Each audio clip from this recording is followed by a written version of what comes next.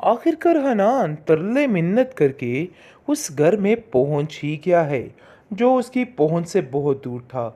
लेकिन आते ही तैयार हो जाती है माजदा और साथ साथ बिनाहिल को तैयार करती है और कहती है कि ज़ारा का शोहर आने वाला है और अब वो यहीं रहेगा, तो इसलिए ज़रा उसकी खातर मदारत करनी है और उसमें कमी ना की जाए। जिस पर माजदा को साफ साफ कोरा जवाब मिनाहिल दे देगी और कहेगी कि अगर आप ये उम्मीद मेरे से रख रही हैं तो बिल्कुल मत कीजिए।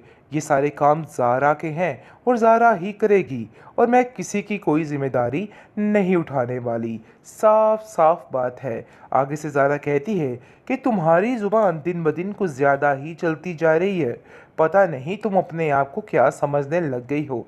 लेकिन माजदा अब इस बात को एग्री करती है और इस बात को कहती है कि देखो ज़ारा, तुम्हें कुछ भी नहीं बोलना, मिनाहिल के साथ कोई भी ऐसी बात मत करना क्योंकि इससे नुकसान सिर्फ मेरा होगा। ज़ारा ने फिर से हनान की बातों का यकीन कर लिया है और उसको ऐसा लग रहा है कि सब कुछ ठीक है। लेकिन माजदा के पास जो बचा कुचा है सामान, समझिए वो भी जाने लगा है और उसके हाथों से निकलने लगा है क्योंकि इस चीज़ का अंदाज़ा नहीं था माजदा को। लेकिन अब जाकर माजदा को इल्म हो जाएगा कि उसके साथ क्या होने जा रहा है। माजदा तरह तरह की बातें करती थी मिनाहिल को, तो आज सारी बातें उसके ऊपर ही आ टपकी हैं। खैर जी, आप देखेंगे कि अब जाकर वापस आ जाता है जैन, जिसको देख के काफ़ी हैरान होती है मिनाहिल और कहती है कि आखिर आखिर ये इधर किस मुंह से वापस आ गया। ज़ारा कहती है कि भाई आप इधर कैसे आ सकते हैं, आपको उधर ही रहना चाहिए था, आपको इस तरह से यूं अपना घर छोड़ के नहीं आना चाहिए था। जिस पर वो कहता है कि मेरा वो घर नहीं है, बल्कि साफ बात तो ये है कि मुझे उस लड़की ने धक्के देकर घर से बाहर निकाल दिया है। जिस पर माजदा कहती है कि अरे भाई, उसकी इतनी हिम्मत कि वो तुम्हें धक्के देकर इस घर से बाहर निकाले। तुमने अपने लिए कुछ भी नहीं बोला, कोई तो बोलता तुम कुछ, यानी कि कुछ तो तुम अपने लिए कर पाते। लेकिन जी, आप देखेंगे कि जैन कहता है कि मैं काफ़ी ज़्यादा मजबूर था और मुझे खुद किसी बात की समझ नहीं आई है। मिनाहिल घर के माहौल की वजह से काफ़ी परेशान हो चुकी है क्योंकि माजदा का जहन था कि हर किस्म का बर्डन मिनाहिल पर ही डाला जाएगा, लेकिन उससे भी कोरा जवाब देके हर चीज़ को ख़त्म कर दिया। दूसरी तरफ वलीद काफ़ी परेशान अपनी माँ के लिए है। उसकी माँ की तबीयत दिन ब दिन काफ़ी ख़राब होती जा रही है और दिन ब दिन चक्कर खा के नीचे गिर रही है, जिसकी वजह से घर में काफ़ी ज़्यादा परेशानी बनी हुई है। लेकिन वलीद अपनी माँ को यकीन दिलाता है कि माँ जी, आप परेशान मत होइए, आप बहुत जल्द ठीक हो जाओगी और अपने पैरों पे खड़ी हो जाएंगी। लेकिन जी, आप देखेंगे कि उसकी माँ एक ही लफ्ज़ बोल रही है, बच्चे, ज़िंदगी का कोई भरोसा नहीं है, इसलिए मुझे किसी बात पे कोई यकीन नहीं है। तो बेहतर यही है कि अब जैसा जैसा मैं कहती हूँ मेरी बात पे यकीन किया जाए और मेरी बात मानी जाए, क्योंकि ये सब कुछ करना बेहद ज़रूरी हो चुका है और मुझे कुछ समझ नहीं आ रही मैं क्या करूं। मिनाहिल नरगिस के लिए काफ़ी परेशान रोती दुलाती नज़र आ रही है और सोच रही है कि आखिर ऐसा कैसे हो सकता है, कैसे इतना बड़ा दंगा फसाद हो गया, मुझे तो इल्म भी नहीं हुआ। क्योंकि वो जानती है कि इस वक्त उन लोगों को मिनाहिल की सख्त किस्म की ज़रूरत है, क्योंकि जिस तरह मुश्किल वक्त में उन लोगों ने साथ दिया था इन लोगों का, अब इन लोगों का भी फ़र्ज़ बनता है कि ये जाकर उन लोगों का साथ दें और हर चीज़ दिल से निकाल कर उन लोगों की तरफ ही रहें। लेकिन जी, आप देखेंगे कि नरगिस काफ़ी परेशान है और कहती है कि मिनाहिल, तुम मुझे काफ़ी परेशान लग रही हो, मुझे सच सच बताओ कि आखिर हुआ क्या है और असल माजरा है क्या। आखिरकार हनान तरले मिन्नत करके उस घर में पहुंच ही गया है जो उसकी पहुंच से बहुत दूर था।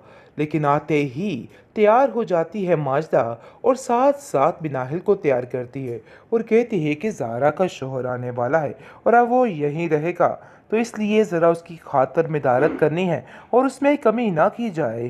जिस पर माजदा को साफ साफ कोरा जवाब मिनाहिल दे देगी और कहेगी कि अगर आप ये उम्मीद मेरे से रख रही हैं तो बिल्कुल मत कीजिए। ये सारे काम ज़ारा के हैं और ज़ारा ही करेगी और मैं किसी की कोई जिम्मेदारी नहीं उठाने वाली। साफ साफ बात है। आगे से ज़ारा कहती है कि तुम्हारी ज़ुबान दिन ब दिन कुछ ज़्यादा ही चलती जा रही है। पता नहीं तुम अपने आप को क्या समझने लग गई हो। लेकिन माजदा अब इस बात को एग्री करती है और इस बात को कहती है कि देखो ज़ारा, तुम्हें कुछ भी नहीं बोलना, मिनाहिल के साथ कोई भी ऐसी बात मत करना, क्योंकि इससे नुकसान सिर्फ मेरा होगा। ज़ारा ने फिर से हनान की बातों का यकीन कर लिया है और उसको ऐसा लग रहा है कि सब कुछ ठीक है। लेकिन माजदा के पास जो बचा कुचा है सामान, समझिए वो भी जाने लगा है और उसके हाथों से निकलने लगा है, क्योंकि इस चीज़ का अंदाज़ा नहीं था माजदा को। लेकिन अब जाकर माजदा को इल्म हो जाएगा कि उसके साथ क्या होने जा रहा है। माजदा तरह तरह की बातें करती थी मिनाहिल को, तो आज सारी बातें उसके ऊपर ही आ टपकी हैं। खैर जी, आप देखेंगे कि अब जाकर वापस आ जाता है जैन, जिसको देख के काफ़ी हैरान होती है मिनाहिल और कहती है कि आखिर आखिर ये इधर किस मुंह से वापस आ गया। ज़ारा कहती है कि भाई आप इधर कैसे आ सकते हैं, आपको उधर ही रहना चाहिए था, आपको इस तरह से यूं अपना घर छोड़ के नहीं आना चाहिए था। जिस पर वो कहता है कि मेरा वो घर नहीं है, बल्कि साफ बात तो ये है कि मुझे इस लड़की ने धक्के देकर घर से बाहर निकाल दिया है। जिस पर माजदा कहती है कि अरे भाई, उसकी इतनी हिम्मत कि वो तुम्हें धक्के देकर इस घर से बाहर निकाले। तुमने अपने लिए कुछ भी नहीं बोला, कोई तो बोलता तुम कुछ, यानी कि कुछ तो तुम अपने लिए कर पाते। लेकिन जी, आप देखेंगे कि जैन कहता है कि मैं काफ़ी ज़्यादा मजबूर था और मुझे खुद किसी बात की समझ नहीं आई है। मिनाहिल घर के माहौल की वजह से काफ़ी परेशान हो चुकी है, क्योंकि माजदा का जहन था कि हर किस्म का बर्डन मिनाहिल पर ही डाला जाएगा, लेकिन उससे भी कोरा जवाब देके हर चीज़ को ख़त्म कर दिया। दूसरी तरफ वलीद काफ़ी परेशान अपनी माँ के लिए है।